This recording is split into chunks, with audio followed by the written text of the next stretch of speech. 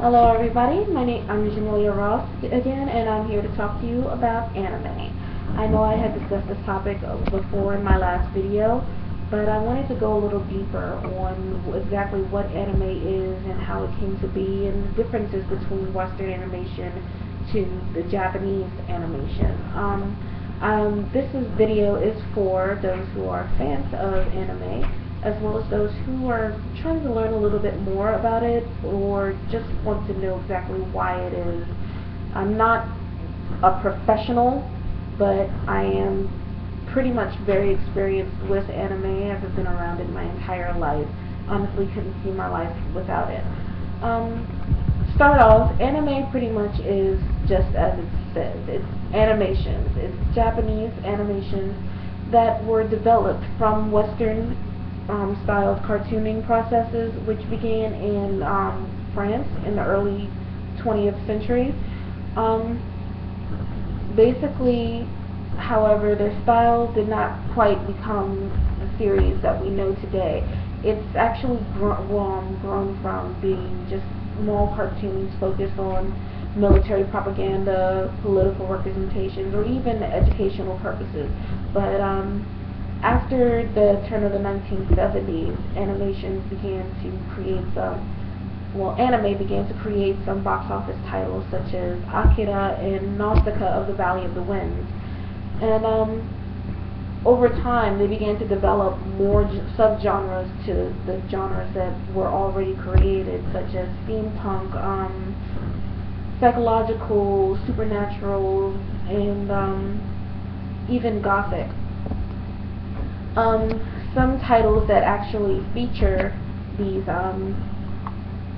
some great newer and greater titles that actually feature some of these subgenres are Kyokara Mao, one of my favorites, Ouran High School Host Club, Blood Rain, Curse of Leoma, and a quirky little series called Hetalia. In comparison to Western animations to Japanese animations, like that I mentioned earlier, Western animations, they're pretty much sugar-coated for younger audiences.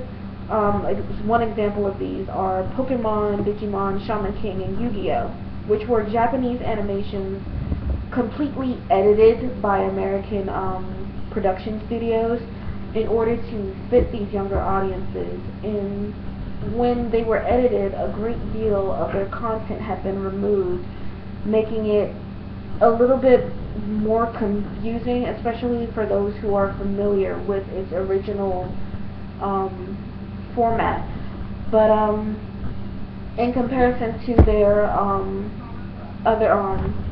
counterparts, like the ones I've mentioned before, these have not been edited for their for an American children's audience, but focus more so on a realistic realistic lifespan for all of the characters. Basically, but that's not the only difference. Another difference I learned about just recently is American cartoons actually happen to be a little bit overconfident in comparison to their Japanese counterparts. Save for Hetalia. Hetalia, that one simply focuses on world history, but other Japanese anime such as Kyokara Mao and Ouran High School Host Club, the characters and main protagonists there are usually a little bit more humble about their where they stand in life and where they want to be, versus the Americans who are just know that they're the greatest in the world. One other thing that I do respect about anime is that it focuses on all audiences rather than just a few. So instead of it being just for kids, it can be for teenagers, adults, businessmen, and they have a variety of different genres that can basically cater to one's particular interest, regardless of what that interest may be.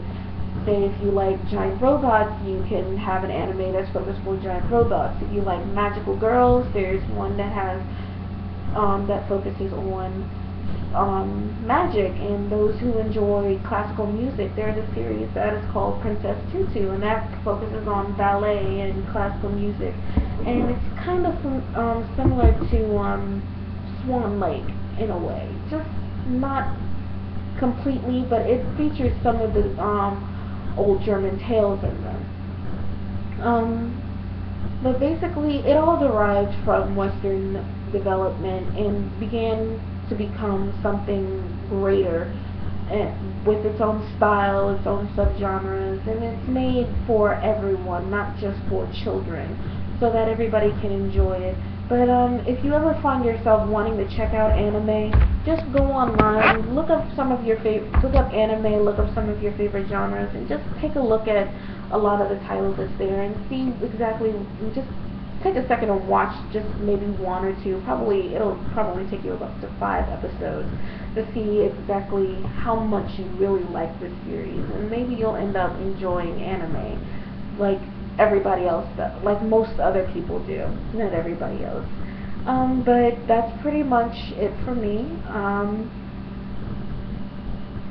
Thank you all for watching, and hope to see you in my next video. Bye bye.